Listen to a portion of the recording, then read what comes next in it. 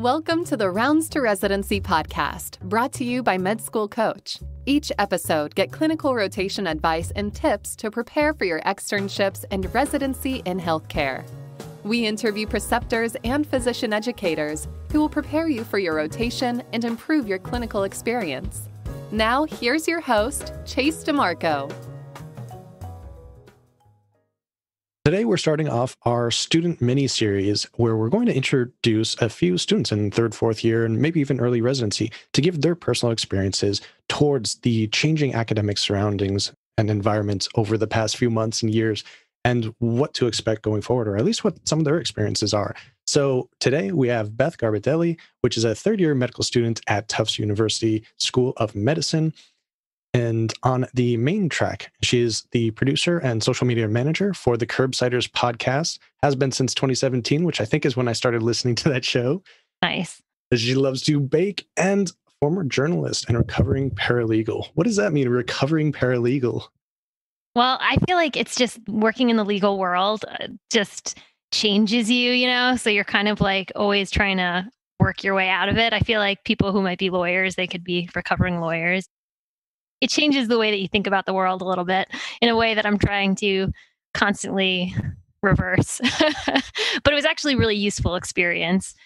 As anyone can tell from that bio, I've had a very, very non-traditional path to med school, which has been great. I'm a little envious of my peers who are my age, who are all now practicing doctors for the most part and out of residency. But I think that it's only helped me to have sort of unique experiences. And hopefully it's helped me connect with patients and sort of understand the medical world a little bit more. Yeah, and as we were discussing before hopping on here, we're both unique in our pathways. I kind of explained a little bit of mine, and some of the audience might know mine.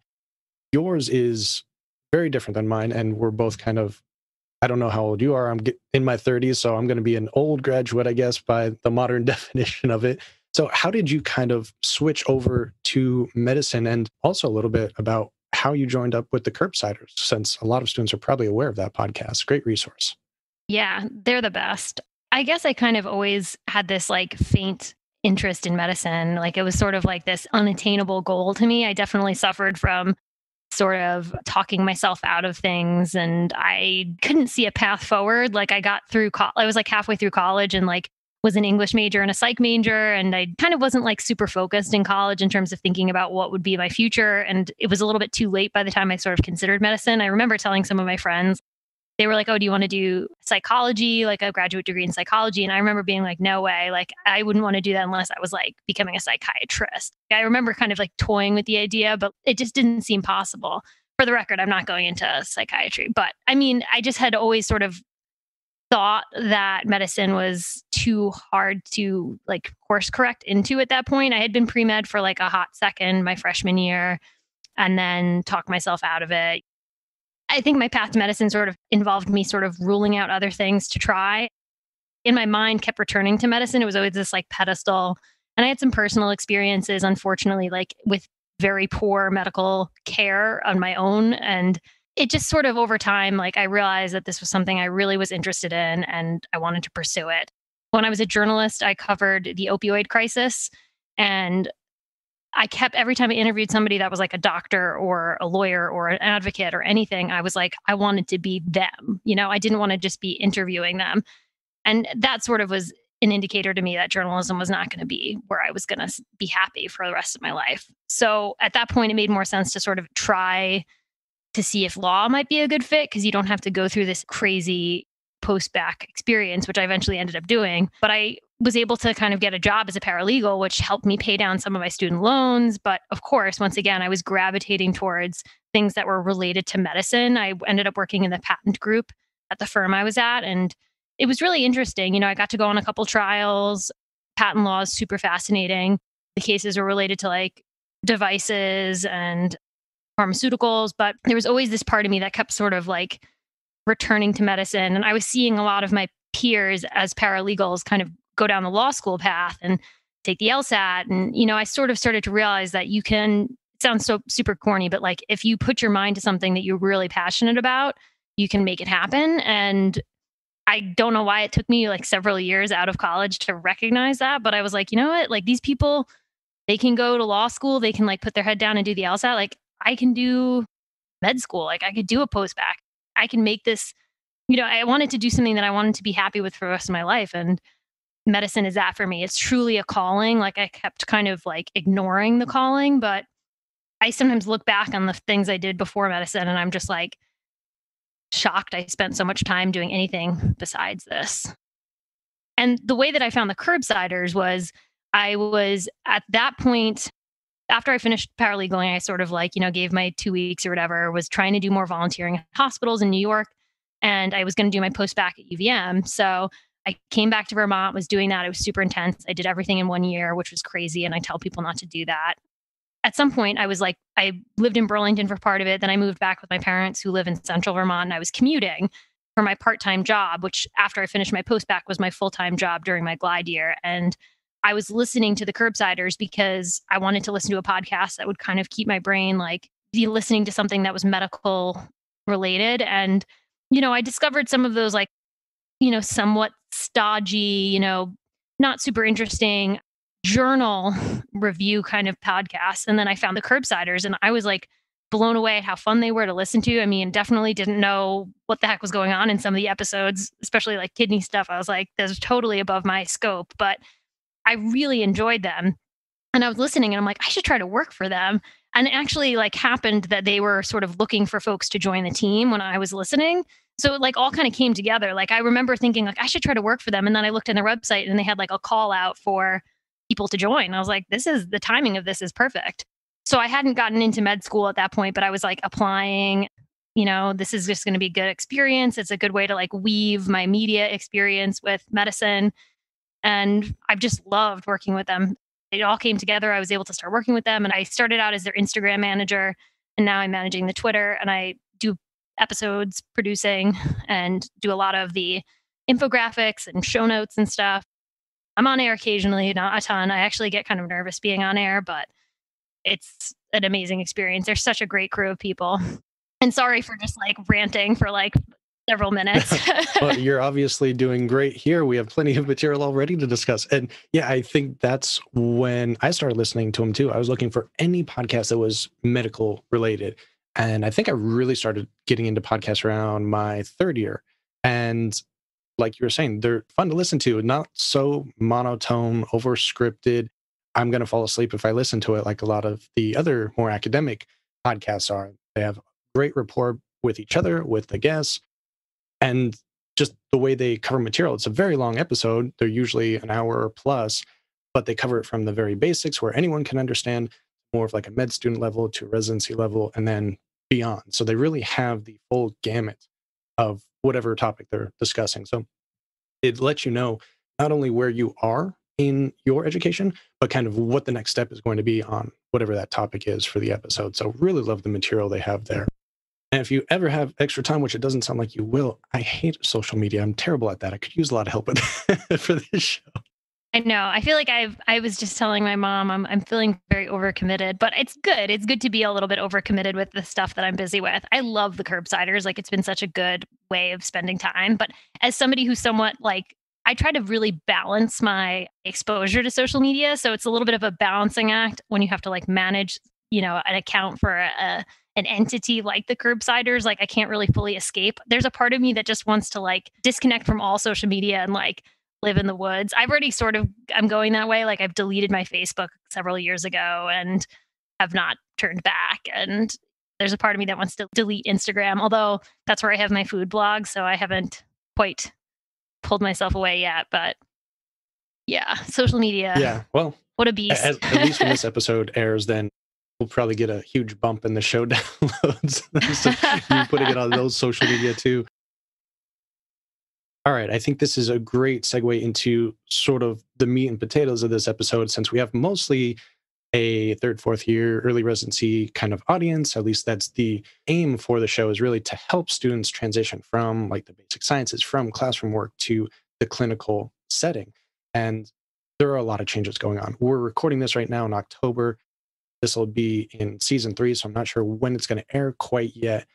But we have a lot of changes in clinical clerkships right now, namely that a lot of students just can't get them. We have change in step one going past fail. So students are looking for extracurriculars to boost their CV, and things like maybe hopping on a podcast or helping them out with their social media or something like that is a great addition to your CV as well. So I'm kind of curious to hear from your current standpoint as a third year student, and I'm not sure how much of your clinical work, your clerkships you got done before, COVID hit. What have you kind of experienced so far, and what have you heard from classmates from other schools as far as how this is going to change in the upcoming year? Yeah, I am in a sort of interesting year because we're going to be one of the last folks that had a graded step one.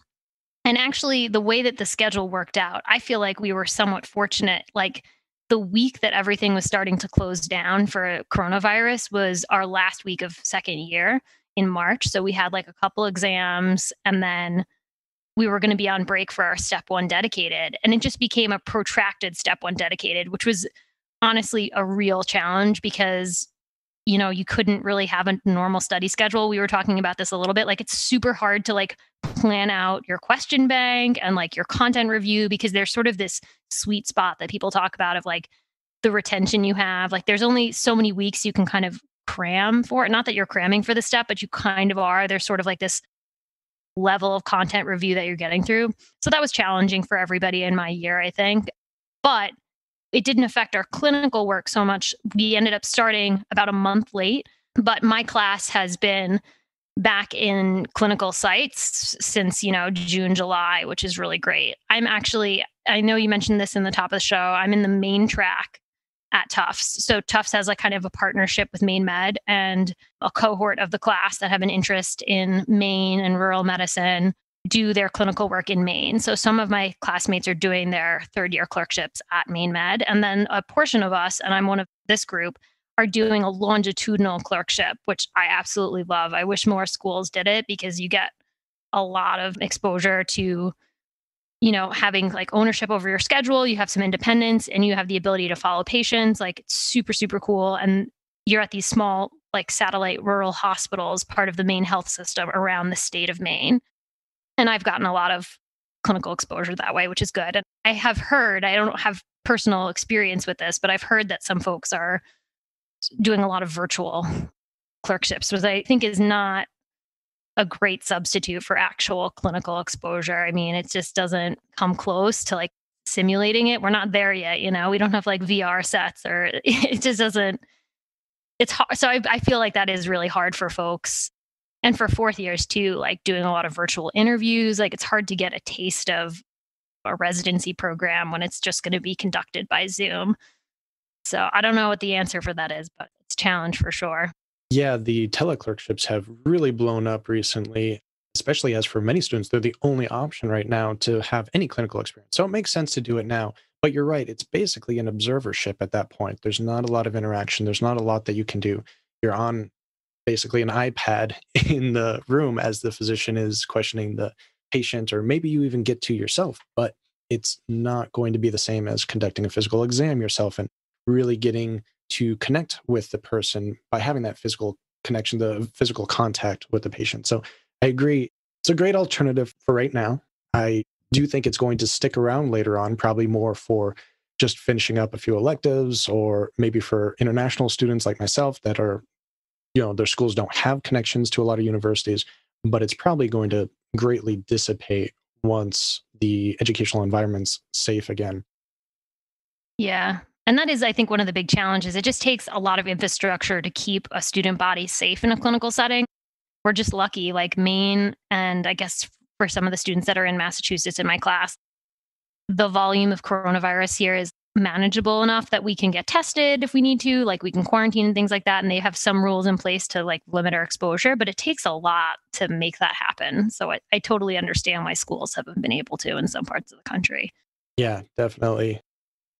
Clinical preceptors are busy professionals as is, and those wishing to give back to the academic community can be overburdened by scheduling and paperwork. With the Find a Rotation platform, physicians looking to precept students can register for their free account, control calendar availabilities, set preferences, and be done.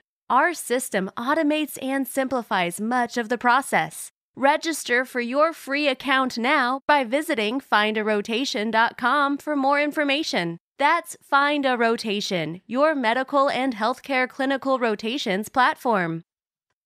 And this is probably why a lot of students are trying to get more private practice rotations right now, because the hospital setting has the more high-risk patients and it's higher risk to protect the students. So there are platforms out there that are trying to allow students to have these outside of the university hospital kind of setting rotations to finish up what they can right now. And that's actually probably not going to go away, because that's something that my school used a lot just as their normal curriculum. But I'm curious to see where that's going to go in the next year too. That's super interesting. I think that's actually a good benefit of this, because one of the issues I think with medical education clerkships are that you generally sort of see a very homogenous experience. Like, you may be doing pediatrics inpatient, for example, and you're seeing like mostly nursery kind of situation, babies, and you're not really seeing what it's like to be a pediatrician in outpatient medicine. And I think having exposure to the private practice or, office outpatient setting is very helpful, because I think it can definitely show people a different work environment than an inpatient academic center and give you a sense of like more of the options that are out there for you. Definitely. It's not going to help you as much for the step exams, because those seem to be, in my opinion anyway, based on hospitalist medicine for the most part. Yeah, for sure. But it will give you an idea. If you don't like the hospital setting so much, you're still probably going to have to do that for your residency for most specialties. But after residency, you can see some of the other options out there that you might enjoy more for your long-term goals, for your long-term profession. Yeah. And one other benefit, I think, of all of the stuff that's going on with these changes is like we're all getting more comfortable with telehealth. And I think that's a great skill to be really comfortable with. Even though I'm doing a lot of in-person stuff, we still have a couple, when I'm in outpatient with my outpatient preceptors, we're doing like telehealth visits. And I feel like it's really a great way to get comfortable with that and sort of be able to do that once you are in practice. I think it's a good skill to be able to tap into, hopefully, as insurance companies continue to like reimburse telehealth at the same level and stuff. It's really useful. Yeah, it's sad that it took this pandemic for them to actually make some important changes there, but I don't think it's going to go away afterwards. So that'll be a good thing for everyone. Good thing for patients, good thing for doctors. Definitely. And you mentioned the longitudinal clerkships, and this is something I've only recently become aware of. Could you discuss what that is a little bit more for students that haven't heard of that term? Yeah. So it's sort of like doing every week you're doing everything, which sounds crazy. But like I have like my Mondays is my surgery day. So I'm in the OR with my surgeon preceptor. And then Tuesdays I have, a half day of pediatrics and a half day of self-directed learning. So I can use that to like be studying, or a lot of times what I've been doing is check in with the hospitalist team at the hospital that I'm at and see, if I can be with them for a couple hours. On Wednesdays, I do outpatient internal medicine and then emergency department. Thursdays is my psych day. So I split that between two different preceptors. One does outpatient psych and one does inpatient psych. The hospital I'm at has a lot of resources for a rural hospital. It happens to be one of the bigger ones in our longitudinal program, but we have like a inpatient dual diagnosis kind of psych clinic. So they do detox and also, more complex psychiatric cases. And then on Fridays, I do OB-GYN, either clinic or surgery, and family med in the afternoon. So you kind of get this like really jam-packed week, and every day is a little different, and your schedule is sort of changing week to week, sometimes based on the preceptor schedules. And I have to tell you, it's still super overwhelming. Like it's very hard shifting your brain from surgery to peds to internal medicine to emergency. You're kind of like shifting constantly. And at the beginning, you don't know anything. Like I'm still starting to just kind of get a handle on the content for each different clerkship. But like week 1, month 1, month 2, even, you're sort of like, what is going on? Like, it was a little bit information overload. And I feel like I'm pretty good at managing that. Everyone had said like the first couple months are extra hard, like harder than starting a normal clerkship. And I think that's true. But it's an amazing experience. And I've gotten to see patients like in multiple contexts. I've seen babies get born, and then I follow them to their pediatric appointment. I follow their mom to her OB-GYN follow-up. Like you can do really cool longitudinal care following of your patient panel that you build. That sounds amazing. And you build great relationships with your preceptors. Like you really get to know your attendings. There's also no residents, which is a good thing and a bad thing. Like residents are great teachers. But the flip side of that is you get to do the things that residents generally would be doing.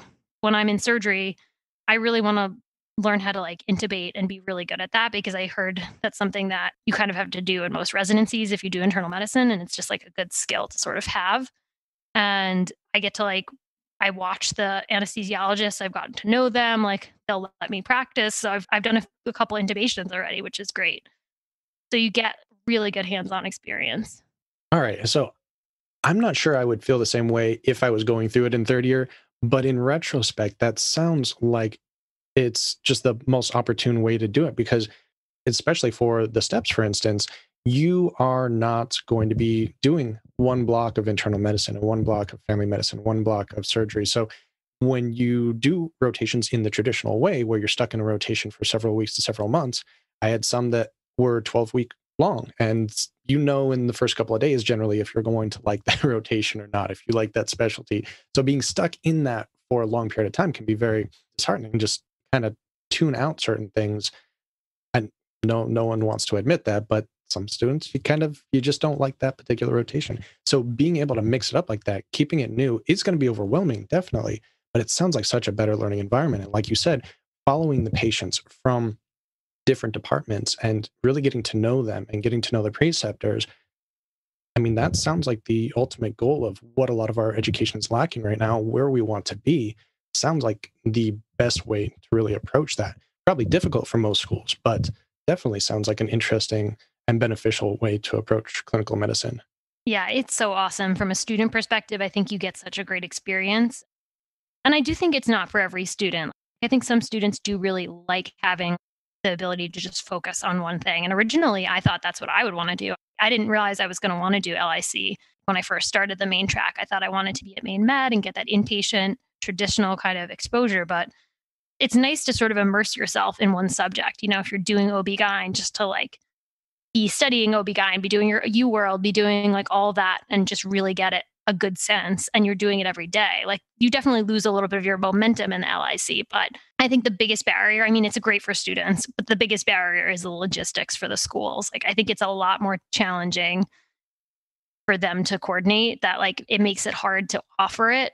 And I do know more schools are doing it. Like the main track has always made this a priority, which is awesome. Like their program for the longitudinal clerkships is like 10 years old now or something at this point. So they're kind of like pros at it. They've done it for years. They have a great sense of how they've improved it over time. Like they're going to keep doing it. But not all schools have had 10 years of focused attention to it. Some people are just sort of starting to pilot it. And it definitely takes a lot of work from the admin. So I think that that's the biggest barrier to more schools having it. Because you also need a lot of commitment from a preceptor too. You need 9 months of commitment from a preceptor. Good point. Good point. I guess that's probably why in the brief research I did on the topic, it seemed like the 5 or 6 schools that popped up anyway, if you Google search like longitudinal clerkships, they're generally, I would consider them higher tier schools. So they probably have more resources available to do something like this. Probably not going to be mainstream anytime soon, if ever. Yeah, and it really helps that the main track sort of has this mission to expose and get people interested in rural healthcare. I think that's one of the reasons why I loved the Tufts main track, because I think that's so important. Like I've seen what having gaps in a healthcare system can do to a community. Like in Vermont, that's sort of what's happened in some parts. People are just get so isolated, and the way that the system has changed, it can allow healthcare crises to just really get out of control. Like the drug crisis across the country has just been such an example of that. And I love that the main track is really focused on wanting to get doctors interested, wanting to get med students interested. So there'll be doctors practicing in these kind of environments. And it's working. There's actually a person who did her LIC at the hospital I'm at, and she's coming back as an OB-GYN. So it's kind of cool to see the fruition of this goal. But I think part of it is you need to have a strong goal. Main track is motivated to make this happen because the admin are really passionate about getting people interested in rural healthcare. Yeah. great episode in season 1 with Dr. Erin Wiseman, who does rural healthcare and just kind of explaining what to expect in that situation. It's really crazy because she's one of the only doctors out there. So she has to do everything basically. But it also sounds really fun if you like that type of environment. So I'm glad that some of the students are getting that experience, because it's not something that you're really thinking of in med school. You don't even really realize that rural medicine is really a separate thing, or like wilderness medicine, or all these kind of offshoots that are not discussed. They're not in first aid. They're not something that you're going to think about too much. So with the upcoming year, do you have any particular recommendations for students on how to maybe get past some of the obstacles they're going to come across, or how to boost their CV, for instance? My only advice is make sure whatever your schedule is, you're building in enough time to study. That's a constant struggle for me. I'm always trying to make sure I'm doing enough time to actually do the content review for these tests. Because as much as, yes, step 1 is pass fail. It's still a test. You still have to pass it. Step 2 is not pass fail. You have to make sure that you're putting the time to do well in those exams. And that's going to help you be better in third year anyway. Step 2 at least is more relevant to what you're doing day in and day out. But the other thing I would say is think about your strengths and try to find opportunities that are going to highlight those strengths that you can talk about in a residency interview. One of my goals has been to sort of find projects and things that fit my past experience and allow me to sort of leverage my past experience in a way that, makes me a better doctor. And I think that will, help me hopefully for residency stuff. But I mostly was motivated because it's things that interest me. So everybody has things that they're interested in or that they're good at, I'm not a traditional medical student that's got tons of bench experience or, posters in hard research. But the summer between first and second year, I did a fellowship with Massachusetts Medical Society in their legal advocacy department. And I did research on vaccine hesitancy, which was super interesting to me. And honestly, it'd be very important in the next year or so. But I was I wanted to do something that would be a topic I was interested in, public health and legal advocacy. That is totally in my interests. And maybe it's not the traditional sort of research experience, but I loved it. I had a great experience. I'm happy that I sought those out. It's sort of overwhelming to take the time to try to find these things when you're so busy with stuff for school and for clinical work. But I think taking the time to really think about it, think about yourself, think about what your skills are, what your interests are, and trying to find unique projects that showcase that will ultimately only help you, and you'll be happier doing it. There's no need to force yourself to do something that you don't like or enjoy. So I feel lucky. Things have sort of come together nicely. I've been able to find really cool projects that have been able to allow me to continue using the skill set I built in journalism and law. So yeah, finding things like that, I think, is a helpful way to sort of stand out. Try out a few things and maybe find a passion and stick with it. Because if you enjoy doing it, then it's not really work. It's fun. And it can be a great way to get out of, the academic mindset, out of the study sessions, and just do something that you feel productive. You're creating content, or you're editing something, or whatever it might be for you. And we have this sort of mindset in medicine that things have to be a certain way, a path has to be a certain way. You have to do, when you were getting into med school, you had to have this, this, and this. You had to have the shadowing, the research, the, perfect grades. I think that's true. You do need to have good scores and good grades and stuff, but you can forge your own path in terms of your extracurriculars in a way that, and I think that I'm hoping that residency directors and program directors are more open to that. And I don't know, one thing that I think people could get involved in that's there's a ton of opportunity is in advocacy. Find something that you are passionate about. This 2020 has got so many things that are important and need attention.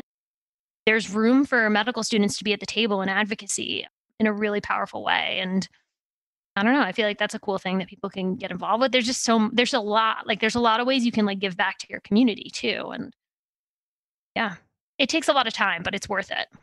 Yeah. Well, I think we have covered a lot of great material here, really given some good guidance to incoming students or current students that might have a lot of these obstacles with COVID and with the changes in board exams and everything, how to approach them, how to overcome them, how to think about them anyway, and some ways to start a passion project and have fun and build your CV.